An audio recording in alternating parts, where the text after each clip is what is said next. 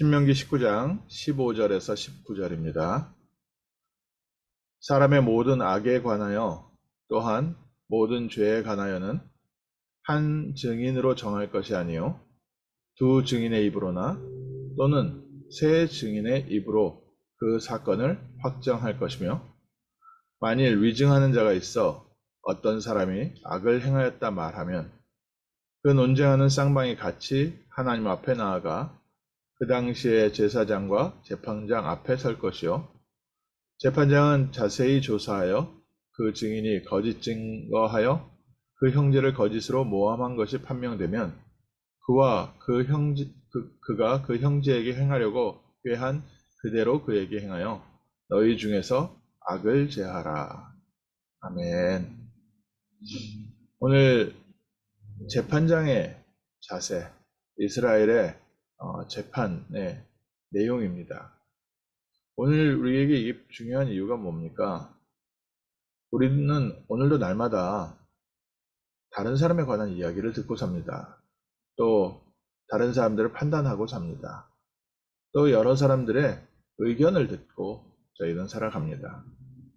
만약 저희가 혼자 살아간다면 나 혼자 책 읽고, 나 혼자 TV 보고, 나 혼자 생각하고, 나 혼자 판단하고 그렇게 살겠지만, 저희가 혼자 사는 게 아니지 않습니까? 가족이 있고, 교회가 있고, 또 친구들이 있고, 사회가 있다 보니까 저희가 여러 가지 사람들의 말을 많이 듣습니다. 그러면 그 말을 듣고 우리가 판단을 해야 될 것이고요. 또 가정 안에 어떤 문제가 있을 때, 또 교회 안에 문제가 있을 때 우리가 어떻게 해야 되겠습니까? 오늘 말씀이 너희 안에서 악을 제하라. 결국 사단이요, 아담과 하와를 파고 들어와서 불신앙을 심었습니다.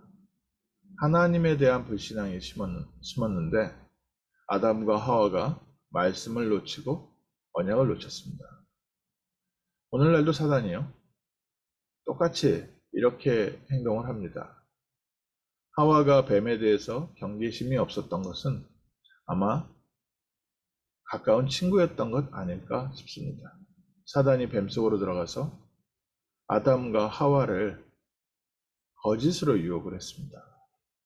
이때 하와가 한 번쯤 더 확인을 해봤으면 좋았을 걸, 한 번에 뱀의 말을 믿어버렸습니다. 우리 안에 가장 가까운 친구가, 나의 가장 가까운 식구가 불신앙의 말을 할 때가 있습니다.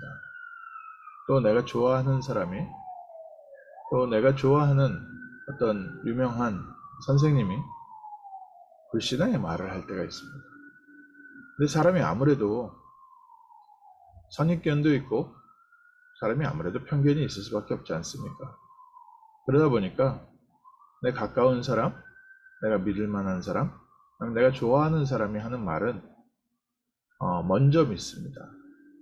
또 사람이 이 각인이라는 게 있어서요, 먼저 본 것이 기준이 되고 나중 들은 것은 먼저 들은 얘기를 가지고 그 기준으로 평가를 하게 됩니다.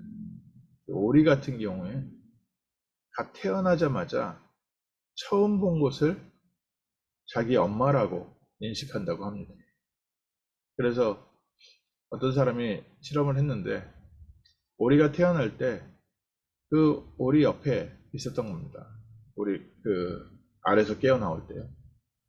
그 다음부터 이 사람만 쫓아다니는 겁니다. 그래서 이 사람이 이제 물에 들어가서 수영도 같이 해주고 같이 따라다니고 먹이고 하는 걸 봤는데, 오늘 저희에게 무엇이 각인되어 있냐?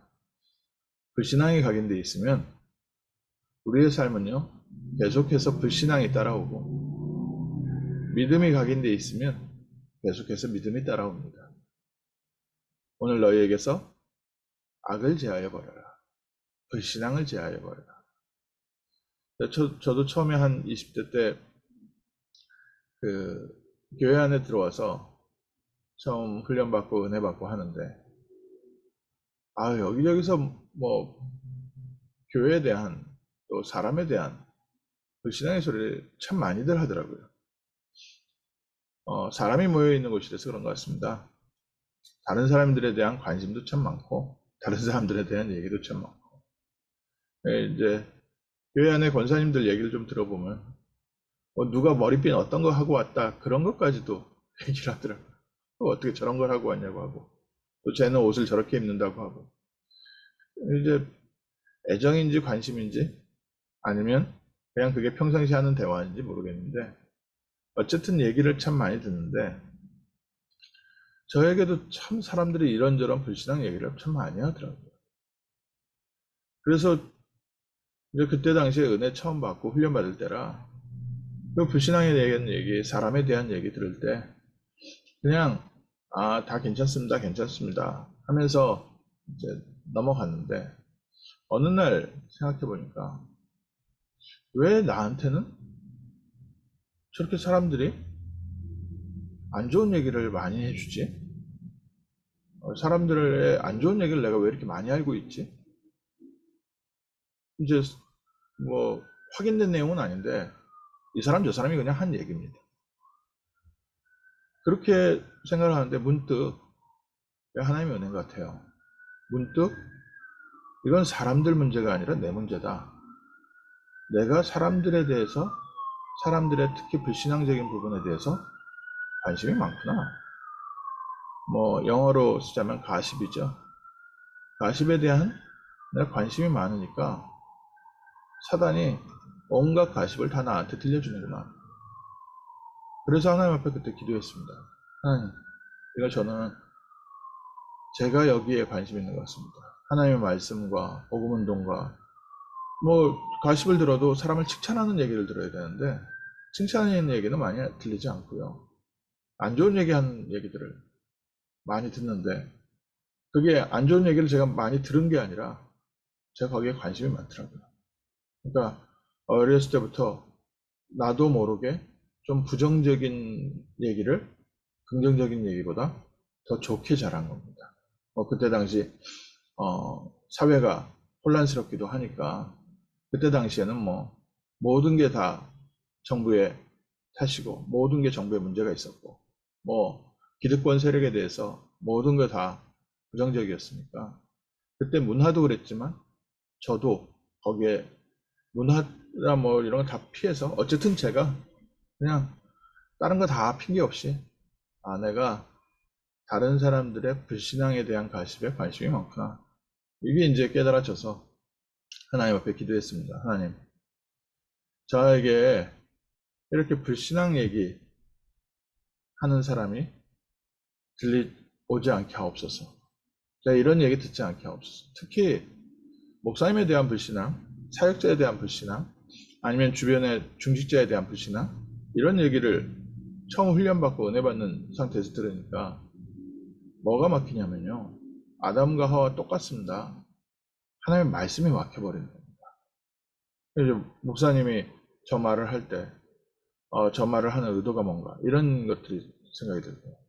중직자들의 행동을 볼 때, 저 중직자, 이렇게 하고, 이렇게 하구나.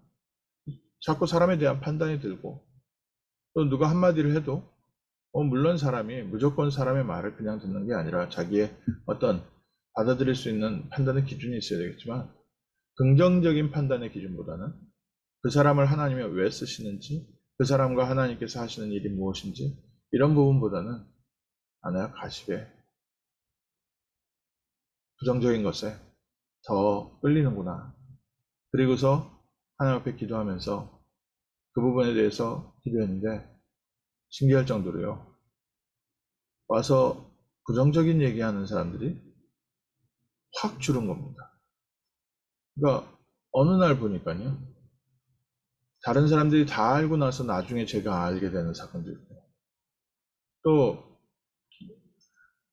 한 사건에 대해서 양쪽 얘기를 다 듣게 되는 이제 그런 부분들도 생기고 저희가 사람이나 사건에 있어서 한 사람의 말만 듣지 말고 두세 사람 증인의 말을 들어라. 모든 사건들을 판단을 할 때 내가 가까운 사람들의 얘기를 듣지 말고 상황과 정황을 들어보면 한국의 오래된 말로 핑계 없는 무덤 없다고요. 다 그 사건에는 이유가 있고 다 그 사건에는 사람에는 입장이 있는 거. 이런 부분들을 깨닫게 됐습니다. 오늘 저희가 복음 운동하는 지역의 영적 리더로서 사람을 살리고 사람을 세우고 사람을 파송하는 일을 하나님께서 우리에게 맡기셨습니다. 또 우리가 여러 제자들과 함께하고 제자들과 함께 동역하고 제자들과 함께 하나님의 나라 일을 이뤄갑니다. 내 제자 말하는 게 아니라 여러 그리스도의 제자들과 함께 가는 교회의 축복 누리고 있습니다. 그러니 사람은요, 부족한 점도 많고 장점도 많고, 그런데 하나님이 각 사람에게 다른 은사를 주시고 다른 장점을 주셔서 하나님의 나라의 일을 이루어가고 계십니다. 때로는 우리의 부족한 점을 들어서 하나님이 원하시는 뜻을 이루시기도 합니다. 그럴 때 우리가 그것을 어떻게 판단하겠는가? 지난번에도 말씀드린 것처럼 우리는 모든 상황을 복음에 유익한 방향으로 판단하고 복음에 유익한 방향으로 세워갑니다. 나의 마음과 나의 생각과 나의 판단 기준이 아니라 우리에게는 오직 그리스도가 기준이고요. 오직 전도가 기준입니다. 그래서 오직 기도의 비밀 속에서 말을 듣지 않으면 사단이 또 어느새 틈타서요, 저희에게 불신앙을 심어오는 거죠. 특히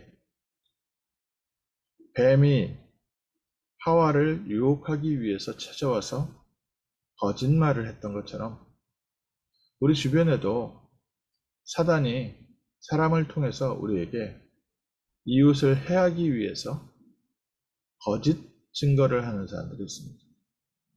처음부터 끝까지 다 거짓말인 말도 있고요. 만들어낸 말이죠. 그 사람을 해하기 위해서 작은 거를 부풀려 하는 말도 있고요. 또 다른 사건인데 다르게 해석하면서 얘기하는 경우도 있습니다. 이때는 하나님 앞에서 쌍방의 얘기를 들어봐라. 그리고 너희 가운데서 악을 제하라. 오늘 저희가 사람과 함께 살아가면서 하나님 우리를 사람을 살리는 사람으로 부르셨습니다. 먼저 사람을 살리고 사람을 판단하기 위해서는 우리에게 불신앙의 통로를 제거해라. 그래서 저는 그때부터 참 중요한 응답들을 많이 받은 것 같습니다.